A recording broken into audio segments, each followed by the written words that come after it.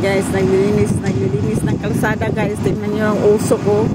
Kasi binubulkal talaga yung ano nila, halaman na mga damo-damo. Ayan guys, ganyan sila naglilinis dito. Talagang, tapos yung bulldozer niya guys, kabilaan doon sa likod yung taga-bungkal. Tapos pag iniipon niya yung dyan sa harapan. Ayan o guys, double purpose yung machine niya. Ayan o, iipunin na yung sa harap, nag-iipon ng mga damo pag iniipunan niya. Ayan, no? Tingnan mo kung gaano ka-high-tech sila dito. O ayan, iniipon.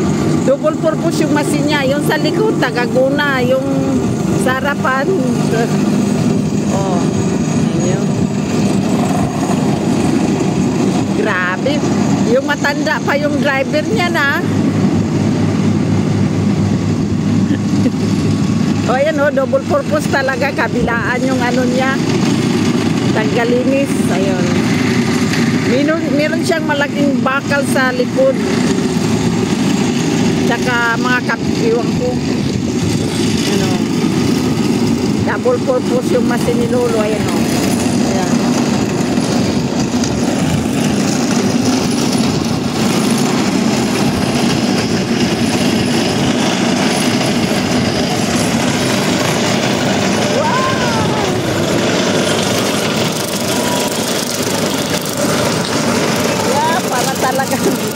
Grabe.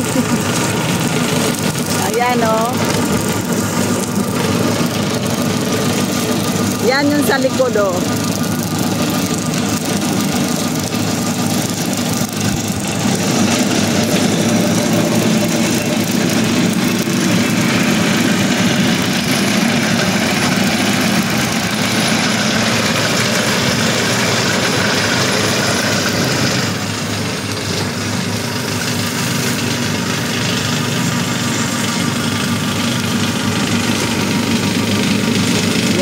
Yan o, ang laking bakal sa likod ng ano. Ayun, yun ang nagtanggal ng mga damo. Grabe to eh, high-tech. Yan, nalinis na.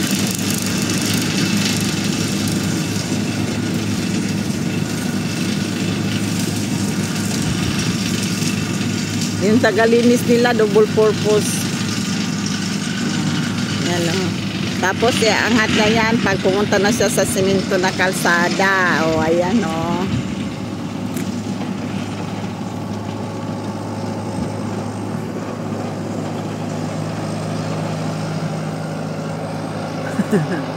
Ayan. Grabe yung pinaikot talaga ni Lolo. Oh wow, nag-exhibition pa si Lolo. Oh, sana pupunta si Lolo. Oh, ayan. Tawa-tawa pa si Lolo. Ayan o, tingnan mo yun. Ganun ang itsura pag pumunta na siya sa espalto na kalsada. Ayun na.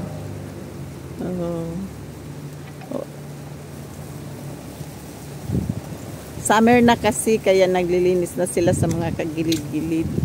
Yan o. Double.